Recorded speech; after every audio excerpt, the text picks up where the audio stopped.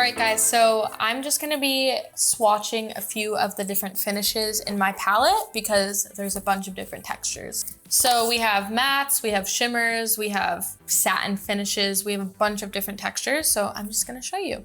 I'm gonna go in with She Insists. So incredibly pigmented.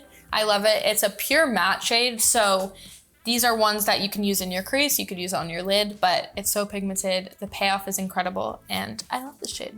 Okay, now I'll go in with one of my favorite shades, and this is such a good one to swatch as well. This is the shade Angel, and basically why I love this shade so much is depending on the light, the colors will shift and become different hues. So especially if you put it next to a purple, it's gonna pick up the purple tint.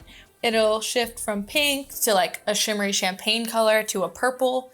So picks up a bunch of different colors. I'm going to swatch To the Moon, and it's a very, very beautiful gold glitter. So the pigment is insane. The glitter chunks in it are so pretty. I'm obsessed with this. And that was just one swatch with my finger, and the pigment is there, the glitter is there, and it doesn't get chunky. It's super smooth and not super like clunky on your eye, if that makes sense. Like I said, Angel is a very like duochrome shade. So depending on the light, it switches, and depending on the color you put it with, it kind of picks up that tint. So I'm just gonna put a little bit more of Angel, like kind of right over top of the She Insists shade. And do you see how it's just making that She Insists like super, super reflective and kind of holographic in a way, and it picks up the purple tints.